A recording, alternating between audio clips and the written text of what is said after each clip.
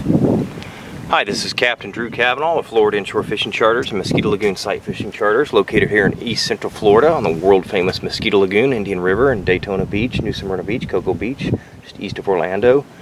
And today is May 16th, 2013, Thursday. Not quite 11 a.m. Eastern Standard Time, and this is your Mosquito Lagoon saltwater fishing report for Orlando, Florida. Well, the past several weeks we've had nothing but phenomenal weather, beautiful fishing conditions. The fish bite is great. It's been fantastic. Hopefully it'll improve or just get better as it goes on. The only downfall that we had here recently was last week, about a week and a half ago, we had some massive rainstorms that came in. A lot of the runoff produced a little bit of a bloom out here. The north end of the Indian River Lagoon apparently had an algae bloom. The Mosquito Lagoon, where I fish, specialize in sight fishing, actually is pretty darn clear still. It really didn't affect the shallow waters too much. The deeper water, like out here in the channel that you can see it's a little tainted, a little dark, not too bad, whatnot. But that should just be a temporary issue thing. I don't see any problems for the future or whatnot. The past weeks we've been getting out, getting on some really nice fish, early hours, early bird gets the worm. Make sure you get out there first, establish your position. Typically when you're sight fishing, flats fishing, you're covering a massive area, say 10-15 acres. So if you see a boat that's flats fishing, don't assume that they're staying in one spot. Draw a 360-degree bubble around them, you know, and from the center of their boat go out 1,000 feet, 1,100 feet, and give them that much berth. And then you just go the opposite directions, everybody will be safe. That's why I always say get there first, establish your positions, so on and so forth. Looking for fish with bait fish around, shallow grass flats, 12 inches, 20 inches deep, 23 inches deep is typically the area I'm getting them in. Sight fishing, using a lot of DOA, throwing either the DOA cal at them on a weedless hook. Sometimes I put a bullet weight on these. When I'm also sight fishing individual fish, I'm going to definitely throw the DOA shrimp at them. Everything out here eats a shrimp. You put that bad boy in front of a redfish or trout, he's most likely going to nail that thing. Early morning topwater bite has been off the wall. If you're throwing into bait clusters of mullet, a lot of pinfish, bait fish around, you can throw the all go-to good DOA shallow runner bait buster right here. I'm a big fan in the white mullet pattern with the black on the top, white on the bottom. Everything's got the white on the bottom out here. Put that on there, tie it with a canoe man loop knot. Just bring that baby across the fish in front of them, keep it steady on top. Your retrieve is to be steady, and so on and so forth.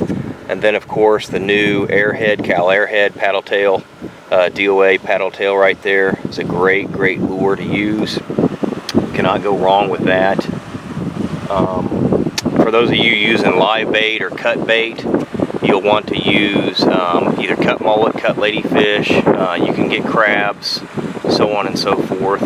Put them on there. At times I use a live crab, about the size of a silver dollar.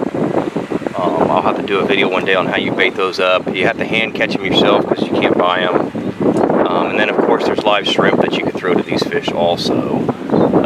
Getting out there, you know, getting in position, you're pushing across flats, work areas slow, steady, use the sun at your back, sun in their eyes, approach the fish with stealth. A trolling motor is one of your worst enemies to have out here. Avoid trolling motors. I mean, you can use them to make up distances than when you're, you know, hundreds and hundreds and hundreds of feet away or hundreds of yards away from them. Push towards them. I'm watching too many people using the trolling motor in these shallow waters, and they are destroying the grass just as much as an outboard is. I'm shocked that some of these pole and troll zones allow trolling motors, because I've seen trolling motors out there that are so powerful that they're kicking up rooster tails too. And just think, when you're out there and you're near somebody using a trolling motor, and that slap of that engine, if you can hear it hundreds of feet away, imagine all the fish that are around that can use it, hear it.